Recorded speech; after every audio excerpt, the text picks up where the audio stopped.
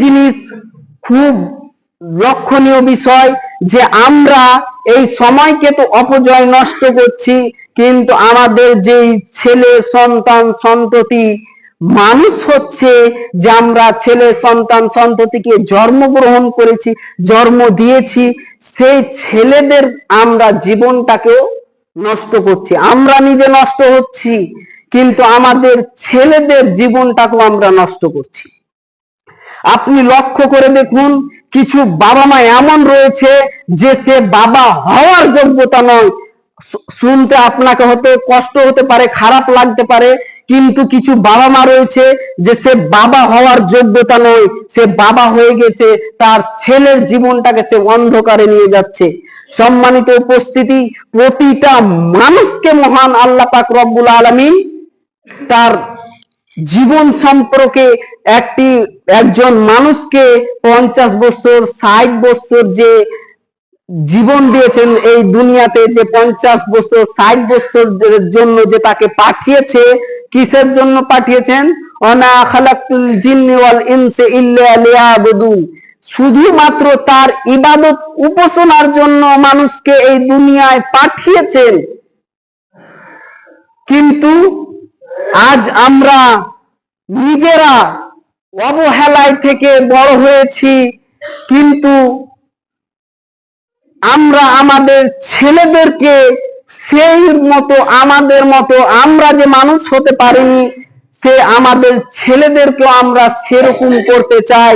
সম্মানিত উপস্থিতি, আপনি লক্ষ্য করে দেখুন, আমাদের এলাকায়, আমাদের গ্রামে, আমাদের পাড়ায় অহরহ ছেলে, অবুঝ কচি বাচ্চা আজকাল রাস্তাঘাটে রাত 8টা 9টা অবধি এখানে ওখানে বেরিয়ে বেড়ায়। তার মুখের ভাষা ভালো না, তার চলন গঠন ভালো না, তার কোনো আকৃতি ভালো না। সেই ছেলেটা দিন সম্পর্কে কিছু জানে না, সেই ছেলেটা দুনিয়ার সম্পর্কে কিছু জানে না। এই ছেলেকে আপনি জন্ম দিয়েছেন, আপনি কেমন বাবা? আপনি আপনার ছেলেকে দিনী শিক্ষা দিতে পারছেন না, আপনার ছেলেকে ভালো শিক্ষা দিতে পারছেন না। আপনাকে মরে যাওয়া উচিত, আপনার মতো বাবা থাকা করতে না থাকাই ভালো। সম্মানিত উপস্থিতি, আপনি কি করে আপনি একজন নিজেকে বাবা বলছেন? একজন বাবা হচ্ছেন, একজন ছেলের হচ্ছে দায়ী, একজন বাবা হচ্ছে সর্বপ্রথম দায়ী, একজন আলেম হচ্ছে দায়ী। যেরকম সে মানুষকে দিনের দিকে ডাকবে, মানুষকে আহ্বান করবে, সর্বপ্রথম দায়ী হচ্ছে বাবা মা।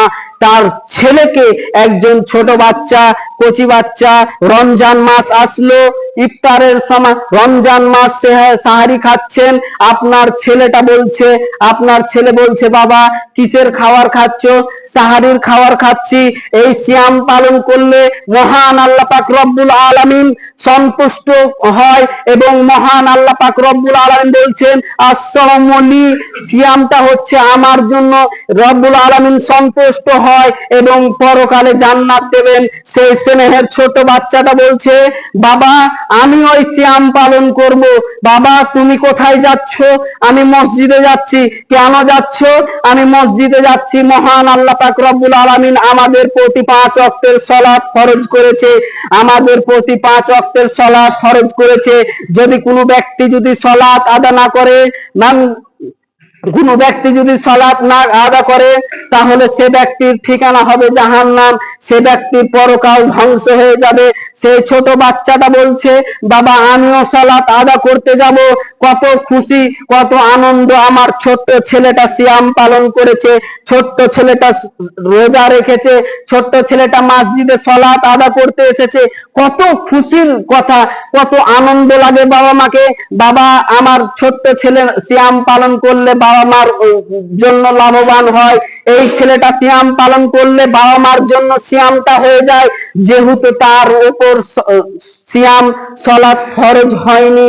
সেই ছেলেটা সিয়াম পালন করলে বাবা মার যেমন লাভবান হয়, বাবা মার যেমন নেকি হয়, বাবা মার যেমন ভালো হয়, ওই ছেলেটা যদি কোনো খারাপ কাজ করে, ওই ছেলেটা যদি বিড়ি সিগারেট খায়, ওই ছেলেটা যদি কাউকে খারাপ কথা বলে, সেরকমই বাবা মার গুনাহ হয়। কারণ ওই ছেলেটাকে ওই ছেলেটাকে তার বাবা মা সঠিক শিক্ষা দেয়নি। না বাবা এ কথা বলতে হয় না, ওটা তোমার বড়।